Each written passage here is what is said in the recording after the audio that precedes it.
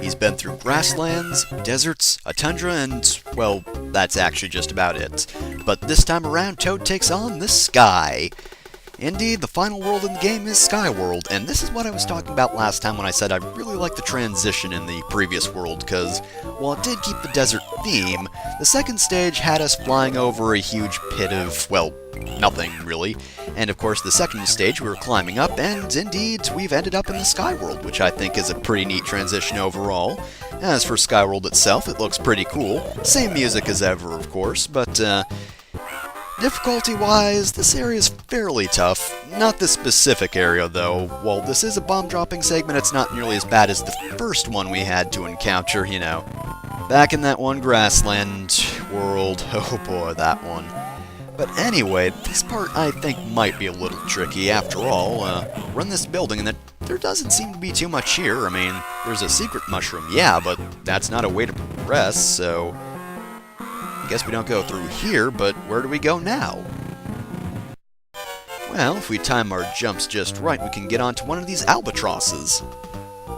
Yeah, I don't remember having any problems with this as a kid, but, I'd imagine this section is a little mean, because they hide the way to progress all the way back past the start of the stage. I mean, it's a little obvious that there's something on the other side of that pillar, but you might not immediately think to get on the albatross. Of course, Luigi could probably make these jumps. I don't think Peach could make the first jump. She could make the other jumps, you know, with her float ability, but the others, not so sure. And what do you know, that rocket is a little more appropriate in Sky World. And of course we got a ton of sniffets. And this section isn't too bad either. I think most of the sections I'm thinking of... Oh, actually wait, no, there's one particular one I can think of that's actually fairly difficult. Of course, then again, my competence really isn't helping here. But yeah, overall this is just a bit of a slow section. Please stop doing that, game. This is a bit of a slow section, but all in all, it's not too difficult. Yes, indeed, this is what I was thinking of. So, this last world in the game really likes throwing sparks at you. Now, they don't look like the toughest things to avoid, but honestly, they are used pretty well. They're fast, and they can be hard to avoid at times. That wasn't one of those. Neither was that. Those weren't points at which they were hard to dodge, I'm just dumb. And I've actually lost 3 health. How did I even manage to do that? Oh well, anyway, should be obvious, we need stack mushroom blocks up here. Fair enough, I guess. I kinda wish they just gave us ladders. It's not really the best puzzle. Can't even really call it a puzzle, it's not that tricky to think of. Let's just leave that Waluigi sign there and progress onwards. I think that's pretty much all there is to it. Ooh. That guy, though, he's gonna be tricky to avoid. Seriously, he won't stop firing bullets. What a jerk. Thankfully, while we might be small Toad, we can find a secret mushroom, which will replenish all our health, because it's handy like that. Thank you, game, for being kind. Because really, I don't exactly deserve getting all my health back given I lost it in pretty much the stupidest manner you could possibly think of. And that's just about it. But where's that last acorn, you might ask? Is it up here? No, it's not up here. There's just a heart. So where could it possibly... It's in the boss area. And thank goodness it's Ultimate Birdetta, because seriously, if it were a Red Birdetta for some reason or another, I don't know why it would be, but hey, if it were, then that would kind of be really dumb, because this is the last Green Birdetta there is. Yep, because they always use the Red Birdettas for castle stages. But anyway, we'll just be devoured by Hawkmouth one last time. Toad is, as per usual, very cheery about that. He just really likes being devoured. Oh no, what will I do without an 82nd life? And as everyone glares onward, Toad prepares to take on the final castle in the game. So yeah, there was only one really difficult section in the previous level, but this castle stage, definitely pretty tough. And it does start outside the castle as per usual, but I just like this section because you've got a bunch of sniffets guarding the area and I think it just looks kinda cool. But yes, this castle area is surprisingly difficult. Like, this section can give me trouble from time to time. Of course, part of it is you only have 2 health for most of this, and really most of the stage in general. Now, there are actually 2 different sections in this level you can go to. Now, unfortunately, because of the A coins, we're going to have to visit both the sections. Thankfully, though, because the A coin and the other section, there's only one of them, and it's sort of in the middle-ish of it, so I actually get the path I want to take. But unfortunately, yeah, we're going to have to go a little ways into the other path, which is very annoying, because, you know, I like this sort of split path thing, but kind of ruins the tension or mood when we're going through both paths, you know? I mean, come on, it's like going through all the doors in Bowser's Castle in Super Mario World. I mean, yeah, they're there and they're all pretty cool, sure, but, you know, I only want to take one because it's the final area. You know, if I have an option, I should only have to take one at a time. Thankfully, though, there's a secret mushroom up here, though it is pretty tricky to get thanks to those spark guys. Well, somewhere here. Pretty sure, is this the potion or just... yeah, it's just a heart. The potion's at the bottom, I believe.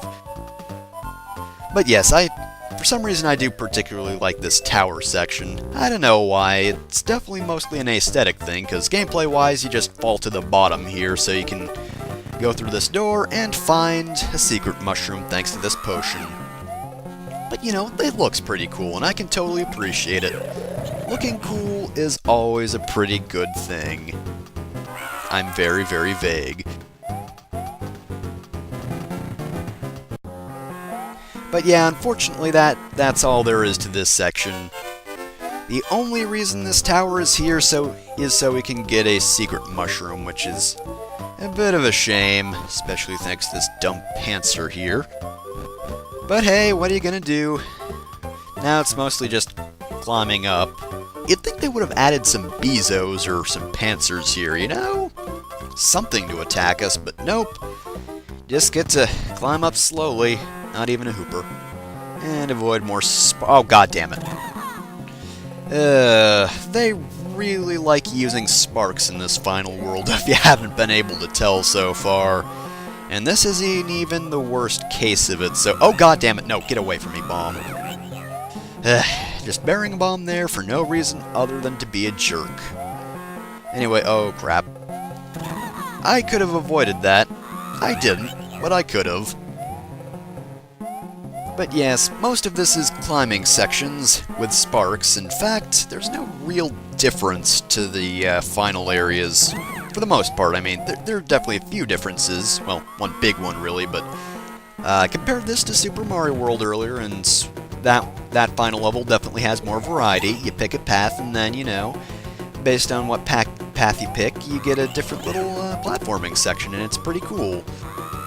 Oh geez, this though, it's mostly just, hey look, sparks are an obstacle, right? Let's use those a whole lot. Oh hey, Burdetta.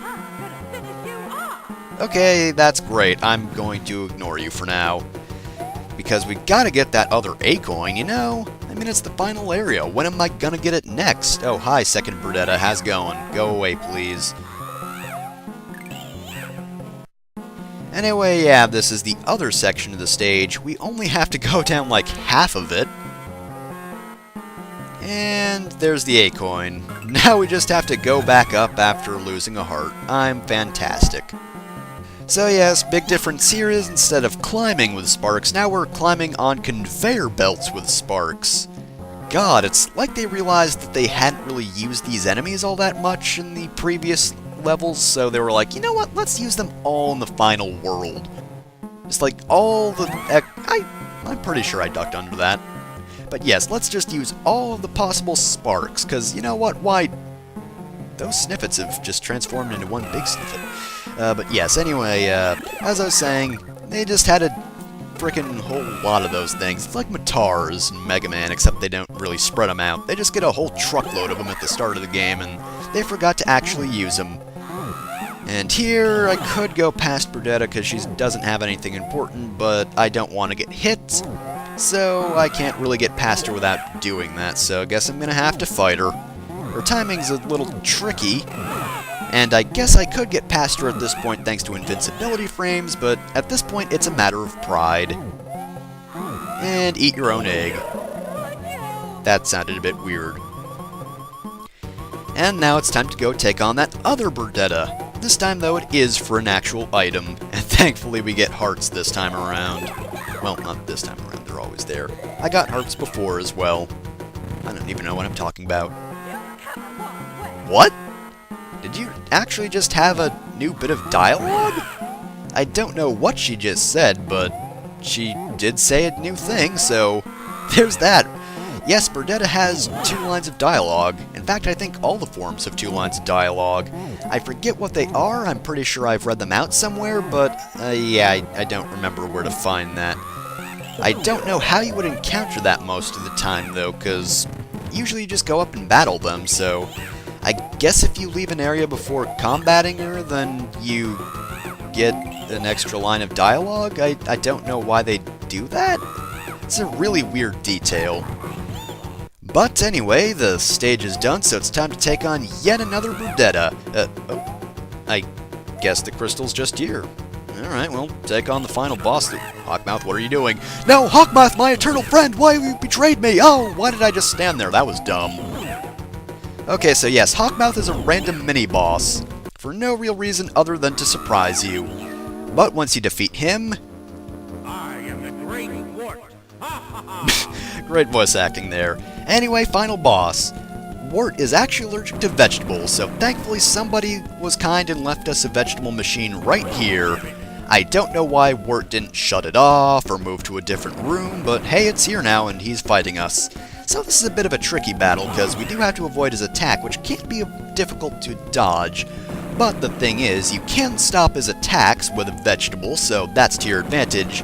However, as you've noticed, his little bubbles do disintegrate vegetables, so you do have to be careful about how you throw this thing.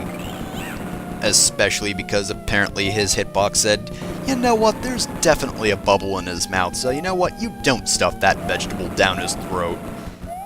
I'm apparently doing pretty well in this fight, which is good, so I don't have to retreat for a heart or anything, but yeah, it's all battle about timing and making sure you pick up vegetables before they're destroyed, and, well, not doing that, basically. He's not too tricky overall once you get used to his pattern, and thankfully he doesn't fire too many bubbles, so you definitely have some space to move about, but of course, as I said before, can be tricky overall, so always be careful, just be patient. If a vegetable is destroyed, then don't rush it, just be calm. Eventually, he'll die. We murdered a frog with vegetables. Hooray for exploiting an allergy! And with that, we've completed Super Mario Advance. And somebody just plugged up this vase here.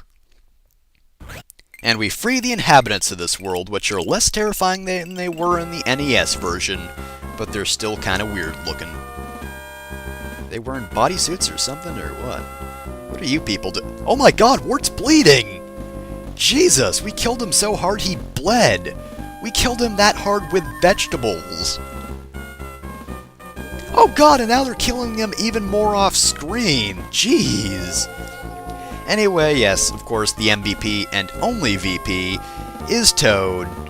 See? Toad. Nobody else did anything, especially Mario, who was actually dreaming this whole thing the entire time. Yes, in Mario's own dream, he is the most useless character. And my god, those sprites are all terrible except Toad's, which is kind of adorable. Anyway, for some reason, people really don't like this ending. I mean, maybe it's because one of my first experiences with this was, you know, reading the fact that this place is called Subcon Land of Dreams, but I wasn't really surprised or angered at this ending. I mean, yeah, dream endings are usually pretty dumb, but it's Mario, so what does it matter? And besides, Subcon could easily be its own land that does actually exist, and you can only access it with your subconscious. Who knows, maybe if Toad actually failed in his quest, which is more or less impossible to be completely fair, perhaps Mario actually would have died. And here we get the enemy list. See, look at all those enemies. There's Bob-omb. Good old Bob-omb. Not a Bob-omb,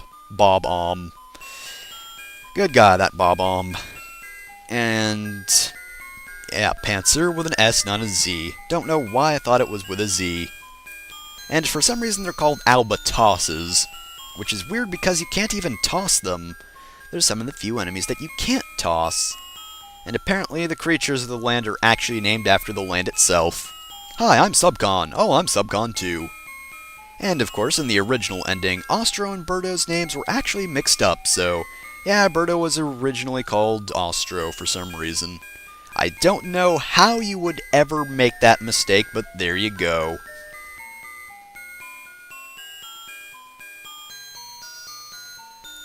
Try Clyde sometime. Come on. And there is Wart, the frog that I brutally murdered with vegetables. Remember, kids, allergies are fucking dangerous. And we didn't get actual credits, we just got the enemy list. Okay, apparently nobody wanted to know that they worked on this. But we do actually have this different title screen. Wonder what could possibly be up with that.